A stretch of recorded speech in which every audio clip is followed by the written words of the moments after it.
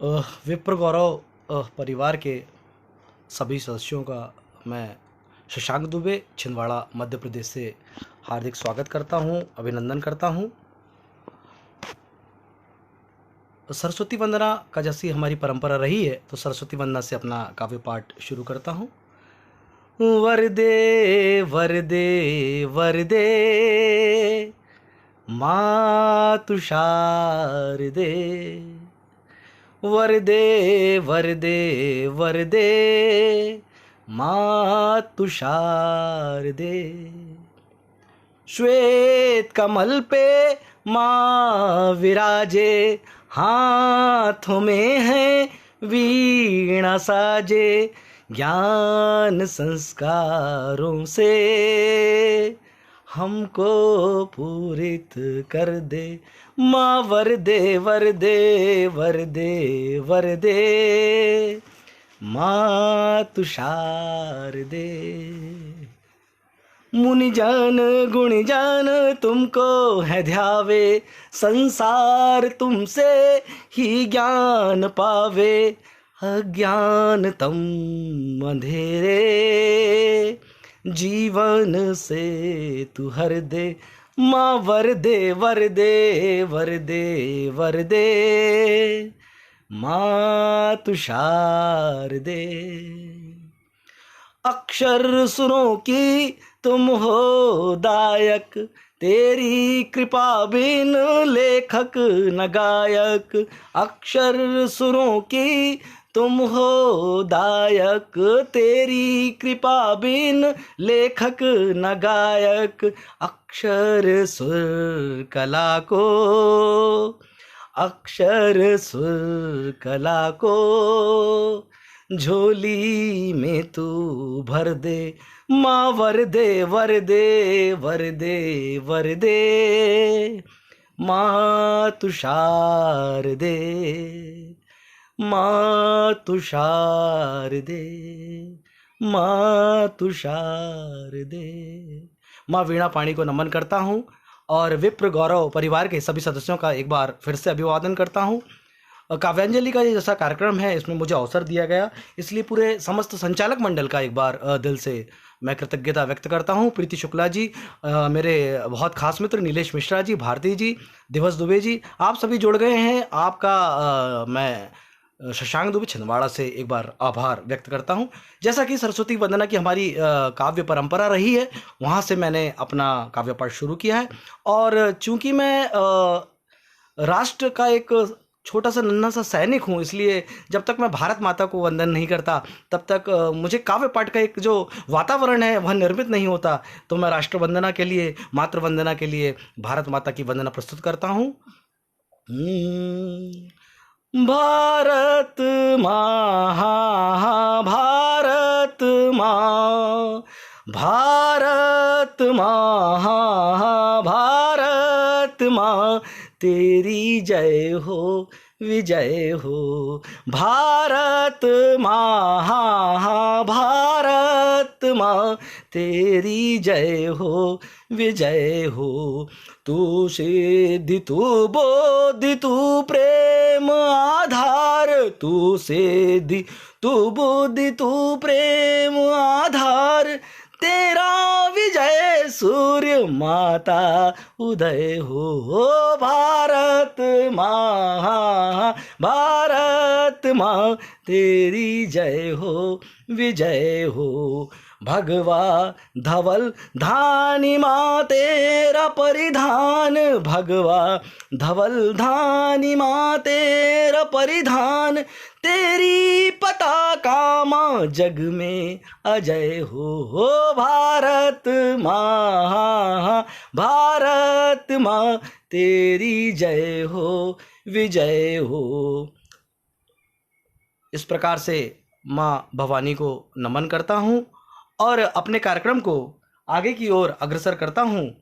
तो सबसे पहले अपने एक परिचय की कविता पढ़ना चाहता हूँ कि दिल से जो आवाज़ निकलती है वही कहता हूँ, दिल से जो आवाज़ निकलती है वही कहता हूँ, कोरे कागज़ पर स्याह रंग से कुछ लिखता हूँ।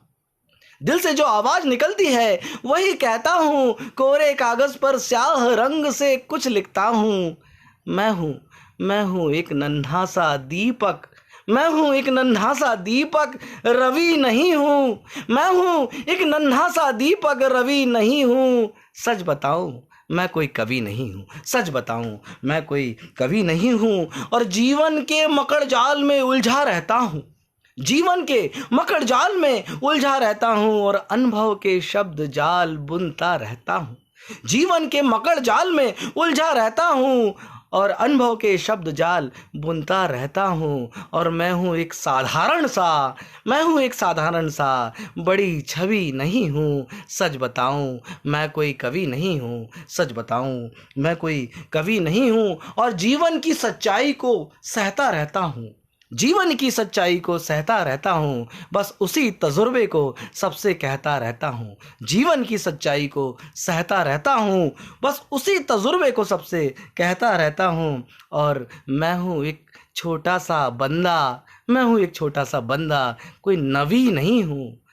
मैं हूँ एक छोटा सा बंदा, कोई नबी नहीं हूँ। सच बताऊँ मैं कोई कवि नहीं हूँ, सच बताऊँ मैं कोई कवि नहीं हूँ। ये मेरी परिचय की कविता थी। मैं अपने आप को एक कवि भी नहीं कहता, क्योंकि साहित्य एक बहुत विस्तृत क्षेत्र है। हम अपने जो अपने हृदय की आवाज़ें हैं उन्हें लिख रहे हैं, आप लोग पसंद कर रहे हैं, तो बस ये कारवां यूं ही बढ़ता जा रहा है। वास्तव में मैं कुछ भी नहीं हूँ, ये सब आप लोग का प्रेम है जो इतना कुछ हो पाता है। और अब मैं आगे की ओर आपको ले चलता हूँ। तो जैसा कि मैं आपको बता चुका हूँ कि मैं राष्ट्र वंदना करता हूँ, राष्ट्र वंदना की कविताएं लिखना चाहता हूँ। तो एक बात आई मेरे मन में कि देश क्या होता है। तो आप गूगल आजकल आसानी से उपलब्ध है, आप गूगल में टाइप करके देख लीजिए कि देश की परिभाषा क्या होती है। पर मैंने एक अपने अंतर्मन से जो परिभाषाएं होती है वो गढ़ने का प्रयास किया है, और वही मैं आज आपके सामने प्रस्तुत करता हूँ कि क्या सीमाओं से एक घिरे हुए भूभाग को देश कहते हैं? क्या सीमाओं से एक घिरे हुए भूभाग को देश कहते हैं, या केवल उन लोगों के समूह को जो उनमें रहते हैं? क्या सीमाओं से घिरे हुए एक भूभाग, जो हमने बचपन में एक नक्शा देखा, बस हम जब पढ़ते थे भूगोल में कि बस ये हमारा देश, इसके बीच का जो भी भाग है वो भारत है या ऑस्ट्रेलिया या अन्य देश है। पर क्या सीमाओं से घिरे हुए भूभाग को देश कहते हैं, या फिर देश हम लोगों से मिलकर बनता है, या उन लोगों के समूह को जो उनमें रहते हैं? क्या देश केवल एक संगठन है विभिन्न प्रांतों और प्रदेशों का? मध्य प्रदेश, उत्तर प्रदेश, छत्तीसगढ़, बंगाल, इनको मिलाकर केवल एक देश बन जाता है? क्या देश केवल एक संगठन है विभिन्न प्रांतों और प्रदेशों का, या केवल परिचायक है विभिन्न संस्कृतियों का, परिवेशों का? लोग कहते हैं हमारी सबसे विस्तृत सभ्यता है, संस्कृति है भारत की, तो क्या हम केवल उसके एक संगठन को देश माने? तो क्या देश केवल एक संगठन है विभिन्न प्रांतों और प्रदेशों का, या केवल परिचायक है विभिन्न संस्कृतियों का, परिवेशों का? जी नहीं, ये परिभाषाएं हो सकती हैं इतिहास और भूगोल की, मेरे देश की ख्याति नहीं मोहताज किसी के बोल की। ये माँ हम बेटे हैं, बस इतना कहना काफी है। और संकीर्ण शब्दों में सब कहना माँ से ना इंसाफी है। और मेरी परिभाषा क्या है, अब मैं इन पंक्तियों से प्रस्तुत करूंगा कि इसकी ही स्वच्छ सलिल में पहली श्वास को पाया है। इसकी जब हम पहली बार पैदा होते हैं तो हमारे को जो श्वास मिलती है वो कौन देता है? यही देश हमें देता है। इसकी ही स्वच्छ सलिल में पहली श्वास को पाया है। इसकी पावन भूमि में पहला कदम बढ़ाया है। इसकी ही शीतल जल से कंठ की प्यास बुझाया है। इसकी ही भूमि में उपजे अन्न भोजन में पाया है। यही धड़कन, यही जवानी, यही मेरी जान है। ये ना केवल जल थल है और ना ही बस आसमां है। यशुमती सा पालन करने वाली मेरी भारत माँ है। यशुमती सा पालन करने वाली मेरी भारत माँ है। तो इस प्रकार ये मेरी परिभाषाएं थी कि देश हमें क्या देता है। मैंने एक परिभाषा लिखी थी कि 3 माह होती हैं हमारे जीवन में, जिनका हमारे जीवन के लिए एक बहुत योगदान होता है, या ना भूलने वाला योगदान होता है। वो होती है पहली हमारी जननी, यानी कि माता जो हमें जन्म देती है। उसके बाद दूसरी होती है गाय। लोग कहते हैं, अभी जो राजनीतिक वातावरण देश में निर्मित है, लोग तरह तरह की बातें करते हैं, गाय पर प्रश्न उठाते हैं कि गाय को माँ क्यों कहा जाता है। तो मैं आज इस मंच के माध्यम से आप लोगों को बताना चाहता हूँ कि आप लोग तो जानते ही हैं, लेकिन एक बार आपको पुनः स्मृति आपकी ताज़ा करना चाहता हूँ कि जब बच्चा जन्म लेता है ना, और यदि माँ के बाद वो यदि कोई दूध पचा पाता है ना, तो वो होता है गाय का। भैंस का दूध नहीं पचा पाता वो। तो गाय जो होती है माँ का स्थानापन्न करती है, स्थान लेती है और अपने दूध से हमें सिंचित करती है, बड़ा करती है, इसलिए गाय को माता माना जाता है। और तीसरी होती है भारत माता, क्योंकि यदि हम माँ की गोद से जब पहली बार उतरते हैं, जो हमें आश्रय देती है, तो वो हमारी भारत माता होती है। एक बार आपसे चाहूँगा कि ज़ोरदार जयकारा लगाएंगे, भारत माता की जय। अभी आपके कमेंट्स नहीं देख पा रहा हूँ। सुरभि, शुभम उपाध्याय जी, नीलेश भाई, रेणु जी, प्रीति जी, हमारी दीदी, बड़ी दीदी जो हमारी प्रेरणा स्रोत हैं, आध्यात्म का बहुत ज्ञान हमें मिलता है, दिव्यांजलि जी, दिवस भाई, माही जी, आप सबका स्वागत करता हूँ। तो इस प्रकार मैंने आपको ये बात बताई। अभी एक चौथी माँ भी कह सकते हैं। अभी नया मेरे 14 सितंबर को हमने जो मनाया है, हिंदी दिवस मनाया है, तो वास्तव में हिंदी की भी जो दुर्गति होते जा रही है वो हमारी देन है। तो उस पर मैंने एक, आप इसे हास्य की, आप थोड़ा रस परिवर्तन करता हूँ, हास्य की या व्यंग की कविता आप मान सकते हैं, प्रस्तुत करता हूँ। बच्चा स्कूल से आता है और पूछता है, पापा पापा ये आंटी यानी बुआ ही होता है ना? पापा पापा ये आंटी यानी बुआ ही होता है ना, या चाची, मौसी, मामी या कुछ और है?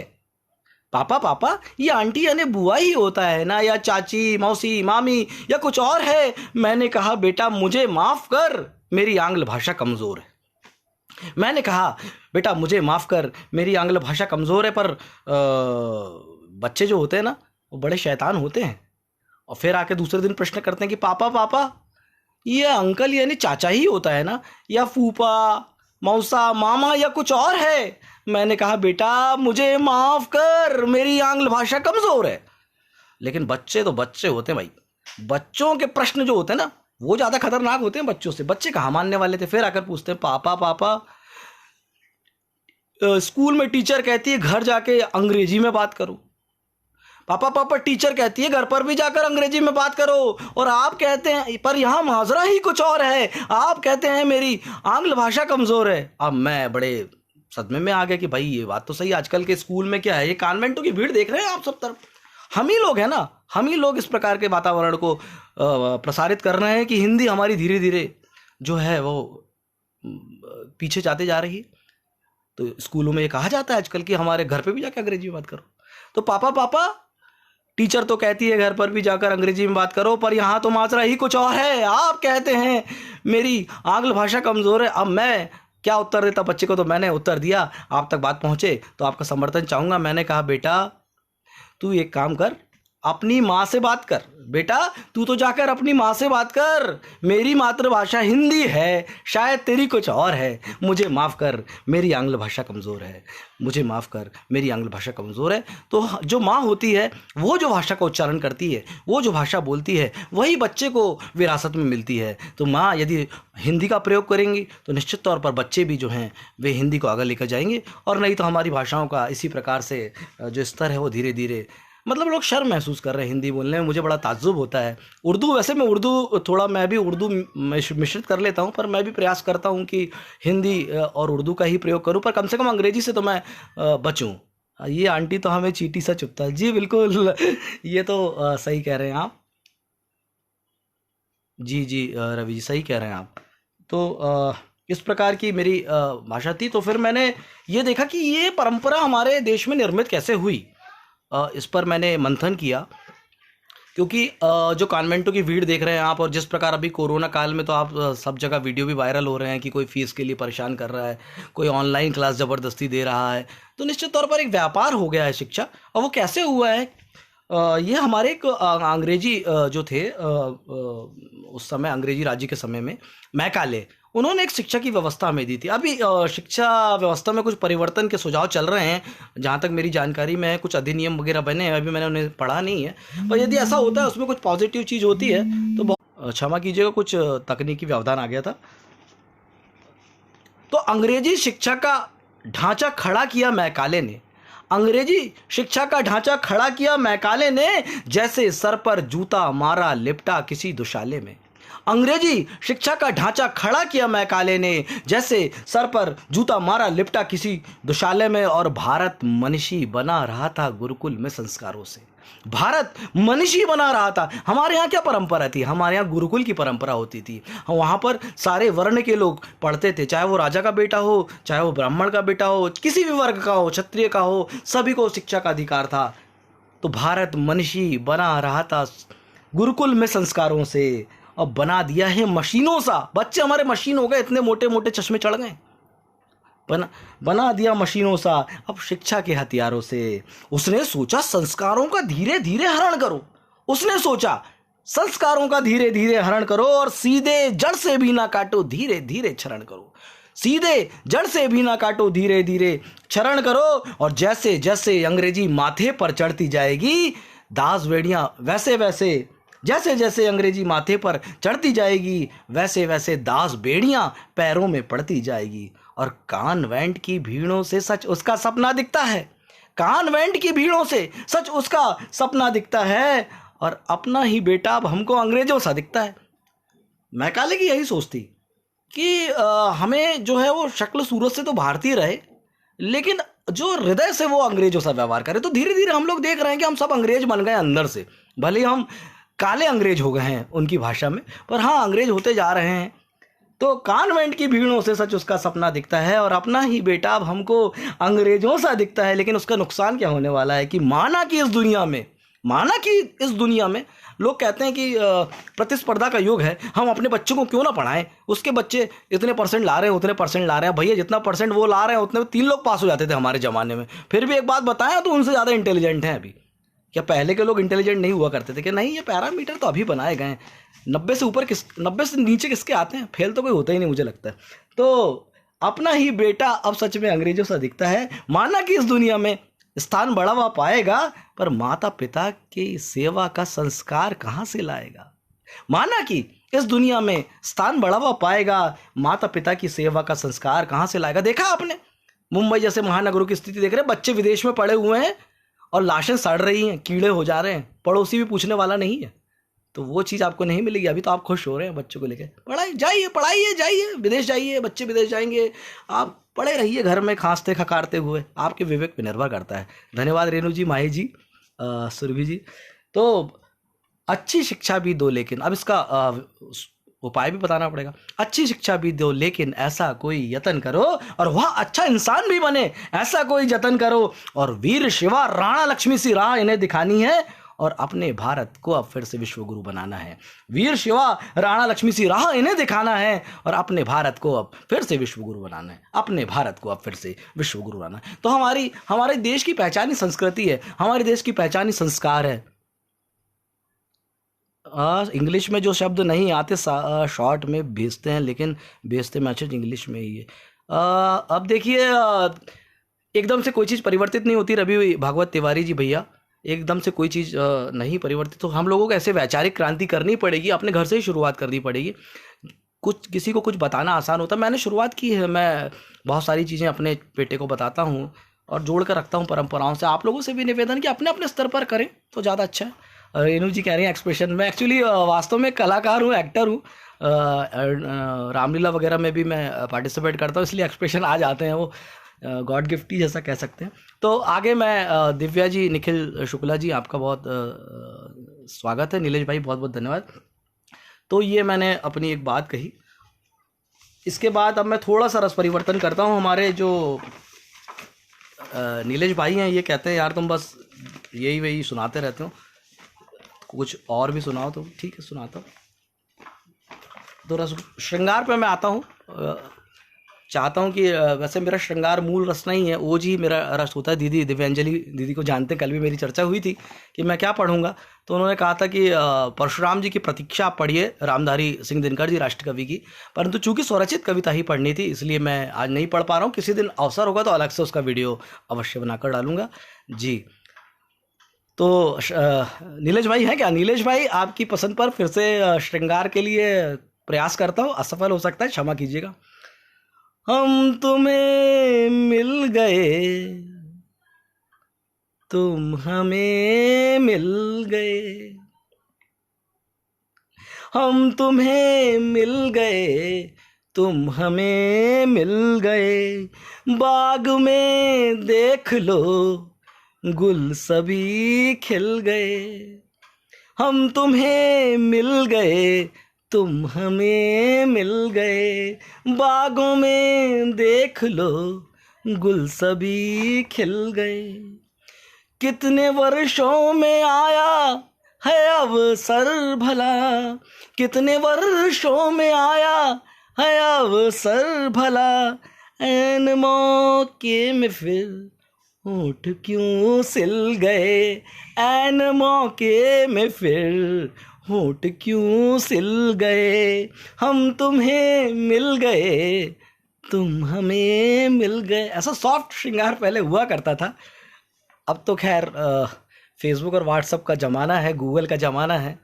चिट्ठी पत्री तो दूर का एक कहानी हो गई है। हाँ भैया, मैं लक्ष्मण बनता था जब मैं 8th में पढ़ता था। 13 साल की उम्र थी तब मैं लक्ष्मण शुरू किया था।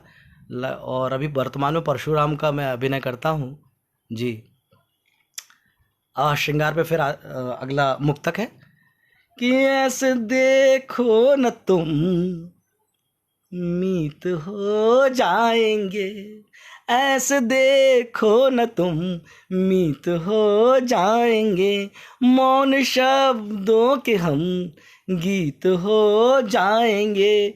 अपनी आँखों को हमसे हटा लीजिए, अपनी आँखों को हमसे हटा लीजिए।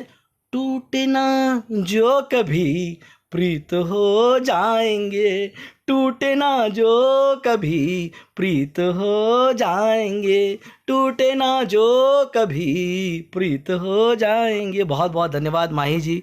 और मैं देख नहीं पा रहा हूँ, मधुर मिश्रा जी, आदरणीय आपका भी अभिनंदन करता हूँ। कुसुम जी दीदी हमारी, दिव्यांजलि दीदी का नाम तो लेना ही पड़ता है दीदी, वो बहुत हमारी प्रेरक हैं और आध्यात्म के मामले में हम लोगों की सोच मिलती है। और अब आप ऐसे कमेंट करेंगे तो ज़्यादा बार नाम आ जाएंगे। और अब बरसात के मौसम में मैंने लिखा है, ये एक वियोग श्रृंगार की तरह जैसे आप ले सकते हैं। नीरज भाई, ये नया मुक्तक है वियोग श्रृंगार का।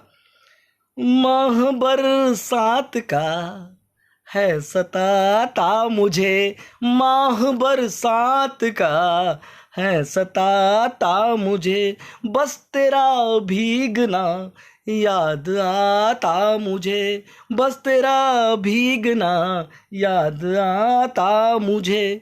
बूंदे बादल की है या मेरे आँखों की, बूंदे बादल की है या मेरी आँखों की। बिन तेरे भीगना, बिन तेरे भीगना ना सुहाता मुझे, बिन तेरे भीगना ना सुहाता मुझे। हाँ जी। और हर्षिता जी भी जुड़ गई हैं, बहुत बहुत आपका स्वागत करता हूँ। शत्रुंजय मामू भी आ गए, मामू जिंदाबाद।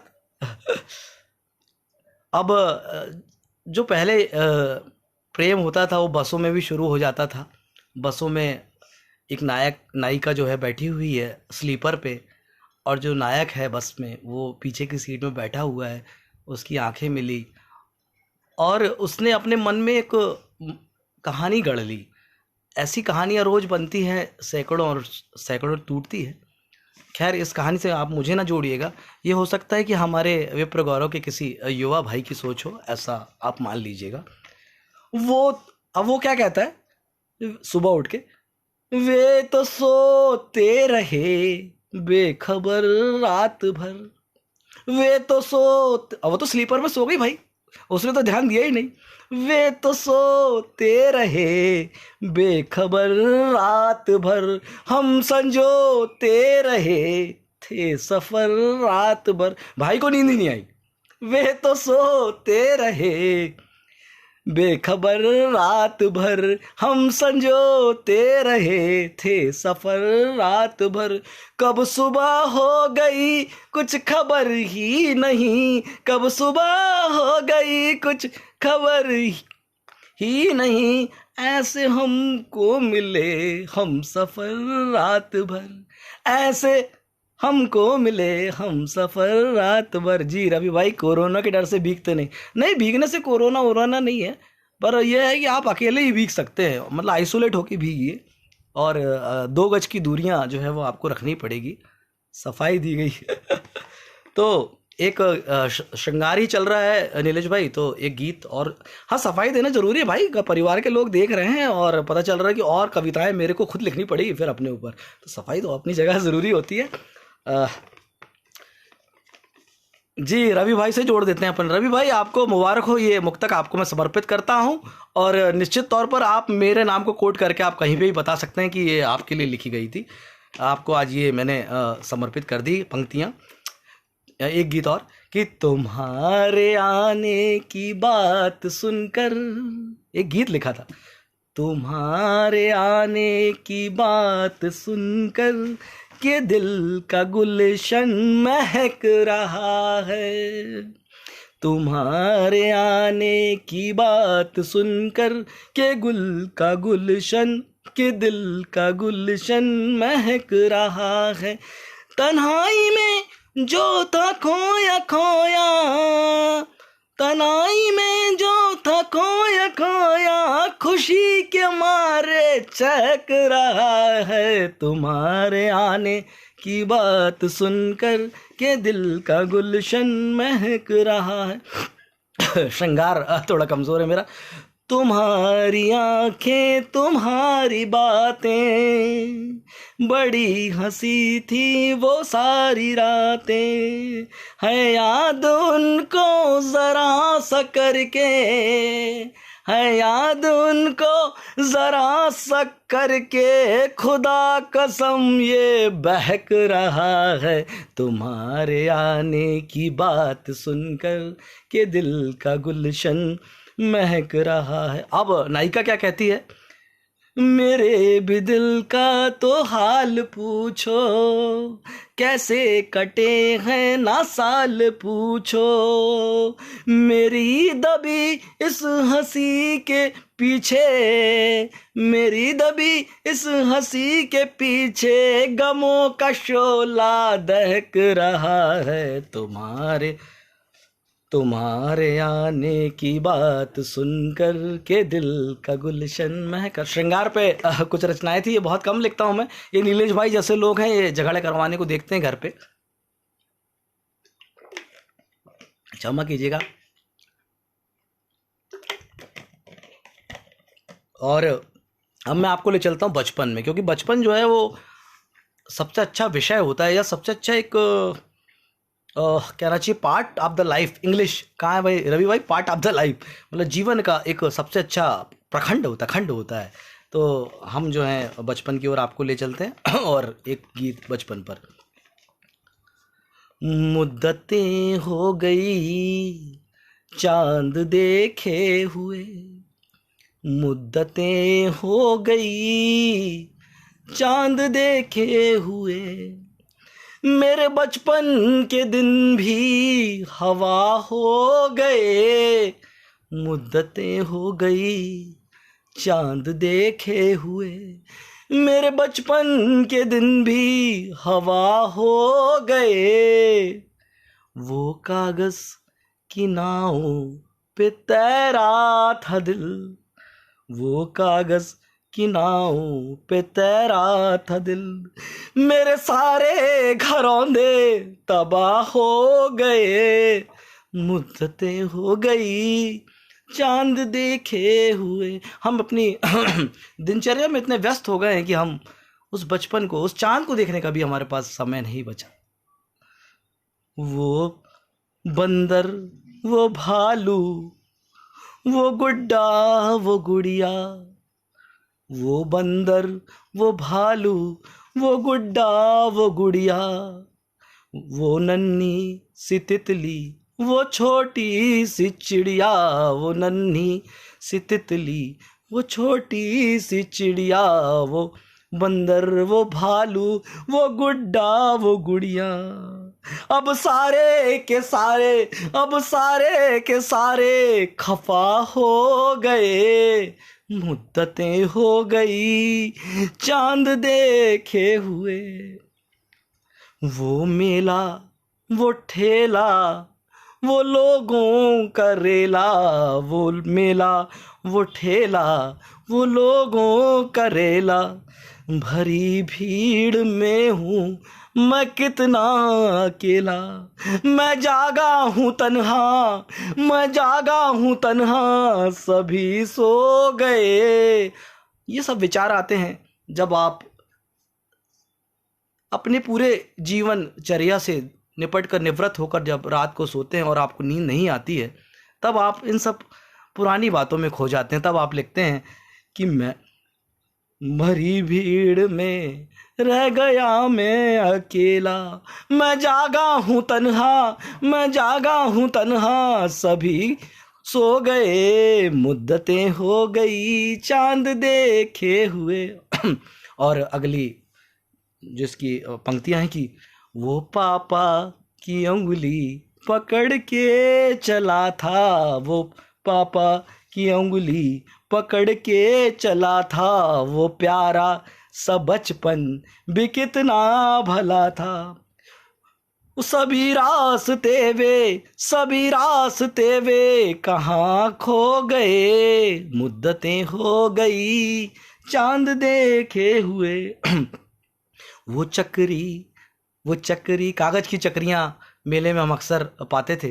वो चक्री, वो फुग्गे, वो सावन का झूला, मैं कितना भुला लूं नहीं जाए भूला। मेरे सारे खिलौने कहाँ खो गए, मुद्दतें हो गई चांद देखे हुए।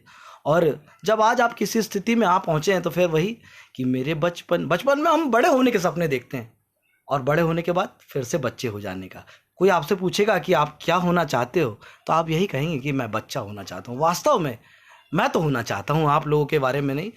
तो मेरे बचपन के सपने तो पूरे हुए, मेरे बचपन के सपने तो पूरे हुए, पर हम ही मगर अब फना हो गए, मुद्दतें हो गई चांद देखे हुए, मुद्दतें हो गई चांद देखे हुए। कुंभ में बिछड़ गए थे क्या रवि और शशांक जी? पता नहीं मुझे, मैं अभी तक वैसे किसी भी कुंभ के मेले में गया नहीं। तो ये थी मेरी कुछ आपको रचनाएं जो मैंने श्रृंगार पर और बचपन पे आपको लिखी थी। कुछ और छोटी छोटी रचनाएं यदि आपकी अनुमति हो तो पढ़ना चाहता हूँ। ओज पे फिर आना चाहता हूँ मैं कि एक बार ओज पर आ जाऊँ, क्योंकि वो मेरा खास रस है और दिव्यांजलि दीदी लगातार प्रतीक्षारत होंगी। अभी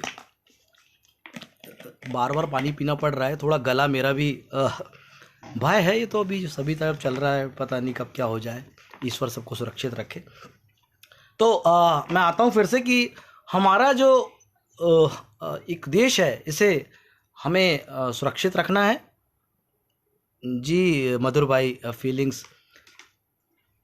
हमारे देश के नौजवान जो हैं वे जवान हैं और सीमाओं पर लड़ रहे हैं। हम यहाँ पर बैठे हुए अपने जीवन को सुखपूर्वक व्यतीत करने के बाद भी चिंतित हैं। तो उन पर लिखना चाहिए कि शौर्य गाथाओं का उनकी गीत भी गाना जरूरी, शौर्य गाथाओं का उनकी गीत भी गाना जरूरी, और कैसे सुरक्षित दुश्मनों से ये बताना भी जरूरी। हमारा कर्तव्य है लेखनी का कि हम लोगों तक ये बात पहुंचाएं कि शौर्य गाथाओं का उनकी गीत भी गाना जरूरी, और कैसे सुरक्षित दुश्मनों से ये बताना भी जरूरी। और वे खड़े दीवार बनकर तब चैन से हो सो रहे, वे खड़े दीवार बनकर तब चैन से हो सो रहे, और सुप्त मन में राष्ट्रहित ये लौ जलाना भी जरूरी, सुप्त मन में राष्ट्रहित लौ जलाना भी जरूरी। तो हमारे सैनिकों का ही ये अदम्य साहस है और अमिट योगदान है, और शहादत उनकी जो चले गए हैं उनकी नमन योग्य है कि उनके ही इस प्रकार के त्याग, तपस्या और बलिदान से हम अपने घर में इस प्रकार स्वतंत्र जो है जिंदगी बिता रहे हैं। और आज का वातावरण क्या है कि चीन पाक बढ़ते हैं, सीमा पर लड़ते हैं, चीन पाक बढ़ते हैं, सीमा पर लड़ते हैं, आंख कैसे दिखा रहा हो, देख लो नेपाल है। चीन पाक बढ़ते हैं, सीमा पर लड़ते हैं, आंख कैसे दिखा रहा, देख लो नेपाल है। तो ये नेपाल जैसे छोटे छोटे देश आज हमारे देश की तरफ कुदृष्टि कर रहे हैं। इतना साहस कैसे हुआ? एक कोरोना का रोना पहले से घर में है, एक कोरोना का रोना पहले से घर में है, मौका देख चौका वाली लगती ये चाल है। और विषाणु वुहान में ही लगता बनाया हुआ। ये मेरा व्यक्तिगत मत हो सकता है कि यह विषाणु जो है ये पक्का चीन ने बनाया है, क्योंकि यदि ऐसा नहीं होता तो आज, क्योंकि प्रकृति ने कहीं ना कहीं कुछ चीज़ छोड़ी है हमारे लिए, हम कुछ ना कुछ ट्रीटमेंट, इसका जो उपचार है आज तक खोज लेते, लेकिन उसे यदि हर स्थिति में विकसित होने लायक बनाया गया है, जानबूझकर बनाया गया है, तो इसलिए मुश्किलें आ रही है। तो विषाणु वुहान में ही लगता बनाया हुआ ड्रैगन जो फैला रहा जी का ये जंजाल है।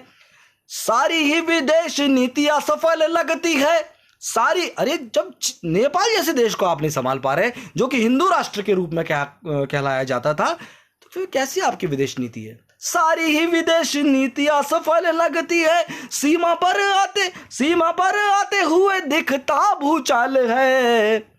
और दिखलाने चौड़ी छाती, शस्त्र सारे घोड़े हाथी। आपने बहुत सारे हथियार खरीद लिए और निश्चित तौर पर ये हमारे देश के लिए गर्व का विषय है, लेकिन दिखलाने चौड़ी छाती, शस्त्र सारे घोड़े हाथी, अवसर आगे आया देखो महिपाल है। दिखलाने चौड़ी छाती, शस्त्र सारे घोड़े हाथी, अवसर आगे आया देख लो महिपाल है। और रणभेरी बजती है, सीमाएं भी सजती है, रणभेरी बजती है, सीमाएं भी सजती है। प्रजा देखो लिए खड़ी आरती की थाल है। और कीर्ति प्रसिद्ध करो, वीरता को सिद्ध करो, कीर्ति प्रसिद्ध करो, वीरता को सिद्ध करो, आपदा से भागते होते वे श्रृंगाल हैं। और कीर्ति प्रसिद्ध करो, वीरता को सिद्ध करो, आपदा से भागते होते वे श्रृंगाल है। और युद्ध शंखनाद करो और सिंहनाद करो। हमारा देश आज ऐसी स्थिति में है कि हम लड़ सकते हैं, तो युद्ध शंखनाद करो और सिंहनाद करो, वीरों के गले ही होती सदा जयमाल है। तो यदि आप में क्षमता है तो आप आगे बढ़िए, और इस प्रकार की विदेश नीति ढुलमुल नहीं चलेगी, आपको कड़ा जवाब जो है वो देना पड़ेगा। इसके बाद एक और कविता, ये जो अपना इतिहास आज तक लिखा गया है, आप एक चीज़ तो आपने भी महसूस की होगी कि जो भी हमारे खंडहर हम देखते हैं वो मुग़ल काल के बाद ही हमें बताए जाते हैं कि ये मुग़ल कालीन खंडहर है और ये अंग्रेज़ों के कालीन का खंडहर है। उसके पहले का इतिहास जो है वो उतना स्पष्ट नहीं बताया जा रहा है। तो वाकई में कुछ ना कुछ इतिहास में मिलावट कर दी गई है, ऐसा मुझे भी लगता है। तो कुछ मैंने उस पर विचार लिखा कि हमारा इतिहास वास्तव में कहाँ से शुरू। आप वो हड़प्पा सिंधु घाटी की सभ्यता ले आते हैं और फिर डायरेक्ट बीच का गायब करके और सीधे मुग़ल काल और तुगलक और ये पढ़ाने लगते हैं। अब बीच का जो हमारा एक तक्षशिला और ऐसे ऐतिहासिक जो चीज़ें हैं उसको उतना महत्व नहीं दिया गया, यदि कहीं दिया भी गया होगा तो हमारी स्मृति में तो नहीं आता। हम तो बाबर, हुमायूं, अकबर, शाहजहाँ यही पढ़ते हुए बड़े हो रहे हैं। तो शौर्य की कहानियों को, वीर बलिदानियों को, शौर्य की कहानियों को, वीर बलिदानियों को झूठे इतिहास तले हम न दबाएंगे। शौर्य की कहानियों को, वीर बलिदानियों को झूठे इतिहास तले हम न दबाएंगे। युद्ध ताल आरती की गाथाएं माँ भारती की आने वाली पीढ़ियों को भाव से सुनाएंगे।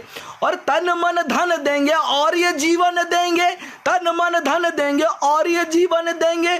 मातृभूमि के लिए तो प्राण भी लुटाएंगे। और क्रांतियों को तोड़ देंगे, शांति अब छोड़ देंगे। क्रांतियों को तोड़ देंगे, शांति अब छोड़ देंगे। गीत नव क्रांतियों के निश दिन गाएंगे। और कहाँ से इतिहास शुरू करेंगे वो मैं बताना चाहता हूँ अगली पंक्तियों में कि नयना भी राम राम सब सुख धाम राम, नयना भी राम राम सब सुख धाम राम। राम राज वाले राम सबको बताएंगे। राम राज, मैं बड़ा दुख प्रकट करता हूँ जो कहते हैं कि राम ऐतिहासिक नहीं थे या राम का ऐतिहासिक रूप से कोई भी अस्तित्व नहीं था। ऐसे लोगों को मैं निंदा करता हूँ और फिर लिखता हूँ कि उन्होंने तो एक ऐसी चीज़ बनाकर गई आपके लिए कि एक आदर्श स्थापित करके गया। ऐसे हमारे भगवान श्री राम हमें इसलिए कहते हैं कि आप देख सकते हैं कि एक मनुष्य भी भगवान का अवतार हो सकता है यदि उनके कर्म वैसे हो। मुझे फिर इस कविता को थोड़ा सा रोकता हूँ। रामानंद सागर जी को हमने देखा है तो जो एक दृश्य था उसमें कि वो अपने अयोध्या की मिट्टी को जो लेकर भगवान मानकर पूरे जहाँ भी गए उन्होंने उनकी पूजन की है। वाह, मतलब इतना श्री राम को तो हम भगवान मानते हैं लेकिन उस दृश्य को देख करना पता नहीं एकदम बहुत ही अच्छा मुझे लगता है, इसलिए आपसे शेयर किया। उन्होंने कहा भी है, वाल्मीकि रामायण में एक जगह प्रसंग भी आता है कि अपि स्वर्णामयी लंका लक्ष्मण में न रोचते, अपि स्वर्णामयी लंका लक्ष्मण में न रोचते, जननी जन्मभूमिश्च स्वर्गादपि गरीयसी। उन्होंने कहा कि ये सोने की लंका भी लक्ष्मण मुझे उतनी प्यारी नहीं है, मेरे लिए जननी और जन्मभूमि स्वर्ग से भी महान है। और नेपाल का जो जैसा हमारा सत्यमेव जयते ध्येय वाक्य है हमारे देश का, नेपाल ने उसे लिया है। नेपाल को इसलिए मैं थोड़ा अच्छा उस संदर्भ में मानता हूँ कि उन्होंने श्री राम की ये अद्भुत वाक्य को अपना ध्येय वाक्य बनाया। तो नयना भी राम राम सब सुख धाम, राम राम राज वाले राम सबको बताएंगे। और मातृ पितृ भक्त राम कैसे थे सशक्त राम, मातृ पितृ भक्त राम कैसे थे सशक्त राम, ऐसे देश भक्त राम सबको पढ़ाएंगे। मातृ पितृ भक्त राम कैसे थे सशक्त राम, ऐसे देश भक्त राम सबको पढ़ाएंगे। और अगला बंद जो सारी ही कुरीतियों को क्षुद्र राजनीतियों को, आज की राजनीति क्या है और हमें कहाँ से प्रेरणा मिलनी चाहिए कि सारी ही कुरीतियों को क्षुद्र राजनीतियों को कृष्ण वाली नीतियों के ज्ञान से मिटाएंगे। कृष्ण वाली नीतियों के ज्ञान से मिटाएंगे। और ज्ञान विज्ञान वाली सारे समाधान वाली, ज्ञान विज्ञान वाली सारे समाधान वाली, विश्व सम्मान वाली गीता जी पढ़ाएंगे। गीता में जो लिखा है आत्मा और परमात्मा के बारे में, और हमारे जो वैज्ञानिक हैं वे पार्टिकल ऑफ गॉड को खोज रहे थे और पार्टिकल ऑफ गॉड तो शायद वे नहीं खोज पाए, और परंतु गॉड तो है, तो आप खोजिए, आपका काम है। वैसे भी मैं आपको एक चीज़ जानकारी देना चाहता हूँ इस मंच के माध्यम से कि आप सभी को पता है विज्ञान जो हमारे वैज्ञानिक हैं जो करते हैं, जो उसे क्या कहा जाता है, रिसर्च, उनकी खोज को रिसर्च कहा जाता है, जबकि खोज के लिए पर्टिकुलर वर्ड होता है सर्च। तो सर्च को रिसर्च क्यों कहा जाता है? इसलिए क्योंकि वो पहले से विद्यमान है, आप उसे सिर्फ पुनर्खोज कर रहे हैं आप उसकी। इसलिए हमारी जो संस्कृति है, हमारा जो अध्यात्म है, हमारे जो तत्व है, हमारी जो आत्मा परमात्मा का संबंध है, आप खोजते रहिए। विज्ञान बाद में, अध्यात्म पहले। बस ये है कि उसके खोजने के रास्ते हमें नहीं बताए गए थे, आप खोज रहे हैं, खोजिए। आपकी भाषा अलग हो सकती है, आप रिसर्च करिए, ये सब चीज़ें पहले से विद्यमान है। तो भले चाहे प्राण जाए नहीं स्वाभिमान जाए, भले चाहे प्राण जाए नहीं स्वाभिमान जाए, चंदवर दाई वाले गीत हम गाएंगे, चंदवर दाई वाले गीत हम गाएंगे। और हिंद अधिराज वाले वीर पृथ्वीराज वाले, हिंद अधिराज वाले वीर पृथ्वीराज वाले, शब्द वेदी बाण फिर गौरी पे चलाएंगे। हिंद अधिराज वाले वीर पृथ्वीराज वाले, शब्द वेदी बाण फिर गौरी पर चलाएंगे। ऐसे ऐसे कवि हमारे यहाँ रहे हैं, आदर्श कवि, जिन्होंने कविता के माध्यम से जो है एक जो ऊंचाई है उसका अनुमान लगाकर तुरंत एक कविता के रूप में डालकर, और पृथ्वीराज जो कि शब्दवेदी बाण को चलाना जानते थे, उनके माध्यम से तख्त पे बैठे हुए, ऊंचे तख्त पर बैठे हुए गौरी का वध करवा दिया। ऐसी हमारी संस्कृति, ऐसे महान लोग हमारे यहाँ पर हुए हैं। 4 बास 24 गज अंगुल अष्ट प्रमाण, और ता ऊपर सुल्तान है मत चूको चौहान। इतनी अच्छी पंक्तियाँ उन्होंने लिखी और इस प्रकार उन्होंने जो है अपनी देशभक्ति भी सिद्ध की। ऐसे हमारे कवि होते थे। आजकल मीडिया जो है हमारा 5वां स्तंभ कहा जाता था, क्या दिखा रहे हैं आप जानते हैं। इस विषय पर अलग से मुझे कमेंट करने की या प्रतिक्रिया देने की आवश्यकता नहीं है। तो लगभग मैंने अपना लगभग काव्य पाठ पूरा कर लिया है। मेरे ख्याल से कितने मिनट हो गए? तो यदि आप लोगों की आज्ञा हो तो मैं विराम दूं। बहुत सारा आपका समय ले लिया। दिव्यांजलि दीदी आप जुड़ी हुई हैं, बहुत आपका धन्यवाद। रेणु जी, नीलेश भाई लगातार जुड़े हुए हैं, मधुर भाई जुड़े हुए, रवि भाई कुछ देर से दिखाई नहीं पड़ रहे हैं। आप लोगों ने बहुत बढ़िया समर्थन किया। बहुत सारी कविताएं मैंने पढ़ ली है। और अब मैं चाहता हूँ कि मैं अपने काव्य पाठ को विराम दूँ। यदि अच्छा लग रहा है तो एक आध दो कविताएं अगर आप लोग आदेश करेंगे तो और मैं ढूंढ के पढ़ता हूँ। और भारती जी जुड़ी हुई है, रेणी जी जुड़ी हुई है, मधुर भाई दिखे, नीलेश भाई, बहुत सारे कमेंट हो गए हैं, मैं जवाब ही नहीं दे पाया लगता है। भारती जी जुड़ी हुई हैं, जल्दी से आप सूचित कीजिए ताकि चलिए अभी आपकी सूचना पहुंचने में समय है। एक आखिरी कविता मैं तब तक पढ़ देता हूँ। निगाह इसे थोड़ा सा मुझे सुर जो है इसकी जो लय है वे नीलेश भाई ने भी मदद की थी। निगाह आसमां कदम जमी पर रखिए, निगाह आसमां पे कदम जमी पर रखिए, मिसाल तौर पर घर में एक शजर रखिए, मिसाल तौर पर घर में एक सजर रखिए, निगाहें आसमान, हमेशा अपनी निगाहें आसमान पर रखिए, लेकिन अपने पैरों को जमीन से हटने मत दीजिए।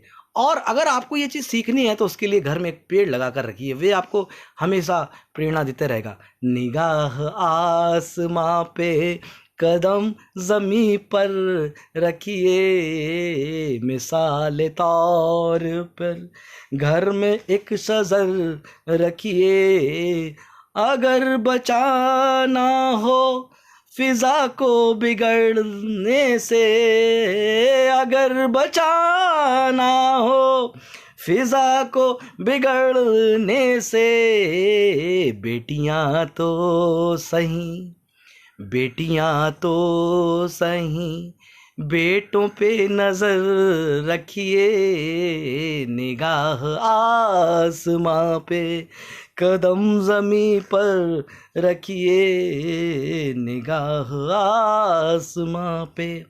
खुली हवा में जो तुमको सांस लेना हो, लोग कहते हैं कि हमारा देश असहिष्णु हो गया है, उनके लिए पंक्तियां हैं। खुली हवा में जो तुमको सांस लेना हो, वतन के वास्ते मरने का जिगर रखिए, निगाह आसमां पे।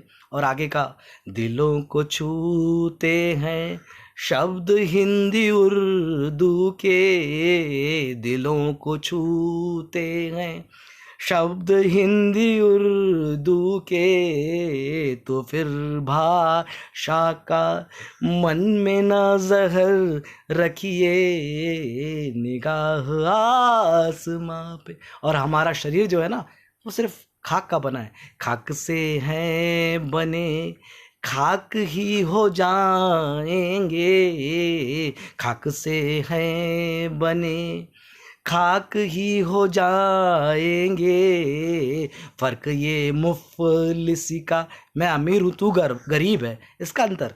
फर्क ये मुफलिसी का, अब तो अपने घर रखिए, निगाहे आसमां पे कदम जमी पर रखिए, मिसाल तौर पर घर में एक सजर रखिए, निगाहे आसमां में। और इसी के साथ मैं अपने काव्य पाठ को विराम देता हूँ। दुष्यंत अवस्थी जी, अनुपमा, प्रसन्ना जी, प्रीति जी, भारती जी, दिव्यांजलि दीदी, नीलेश भाई, भारती जी, और जिनका रवि भाई, मधुर जी, जिनका भी नाम मुझसे छूट गया है उनसे मैं क्षमा चाहता हूँ। विप्र गौरव में मैं जो पोस्टर डालता था वे मेरी व्यंग की कविताएं होती थी, आज मैंने वो व्यंग यहाँ छोड़ दिए हैं क्योंकि आप लोग पढ़ते ही हैं व्यंग के लिए। मैं इसलिए मैंने आज ज़्यादा व्यंग की कविताएं प्रस्तुत नहीं की। आप लोग से आग्रह भी है कि पटल पर भी मेरी कविताओं पर मार्गदर्शन और प्रतिक्रिया अवश्य देवें। और पुनः मैं प्रीति जी, आभा जी, जितना भी संचालक मंडल के सदस्य हैं उनका आभार व्यक्त करता हूँ। अच्छा, अभी एक आध कविता और पढ़ने के लिए कौन सी वाली पढ़ूं? चलिए मैं एक बार आग्रह आ रहा है तो एक और कोई कविता पढ़ देता हूँ। किस रस की पढ़ूं भाई? वीर की ही होती है मेरे पास ज़्यादा।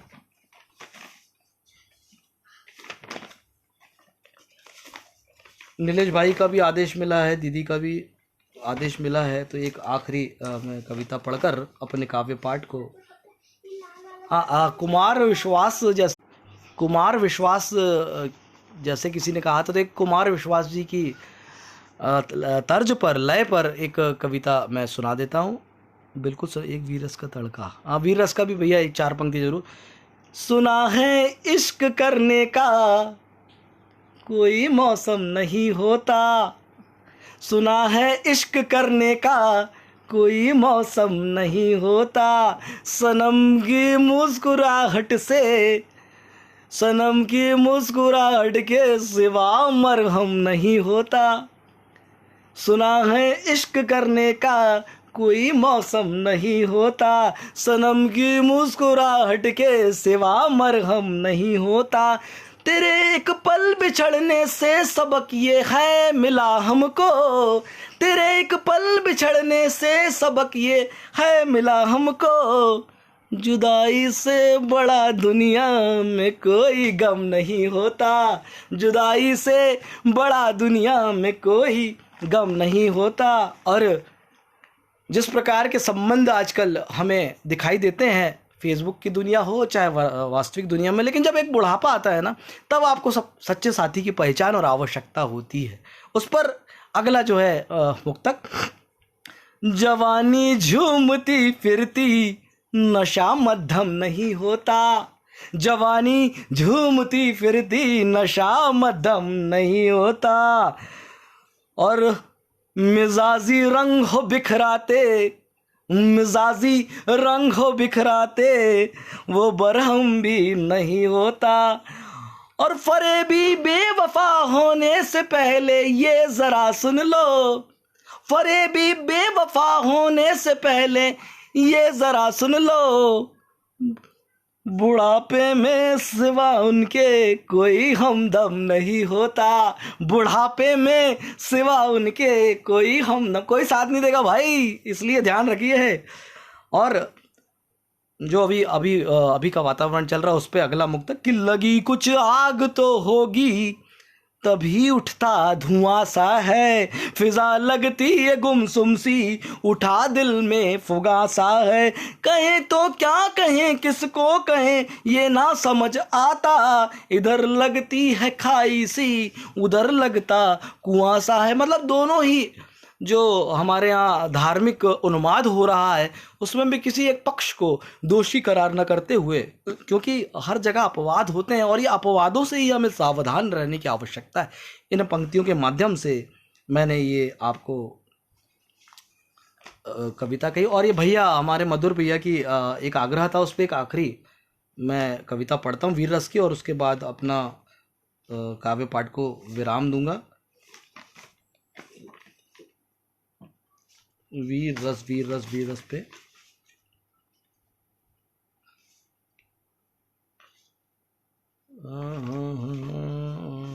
तैयारी उतना ही थी, इसलिए थोड़ा समय मुझे लग रहा है।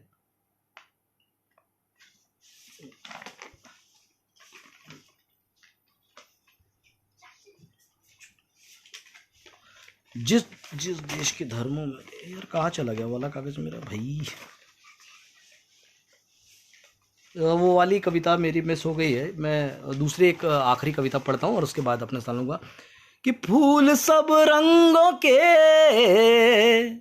बगिया में खिलाया जाए, फूल सब रंगों के बगिया में खिलाया जाए, फूल सब रंगों के बगिया में खिलाया जाए, फूल सब रंगों के बगिया में खिलाया जाए, और गले तो मिल चुके अब दिल भी मिलाया जाए, गले तो मिल चुके अब दिल भी मिलाया जाए।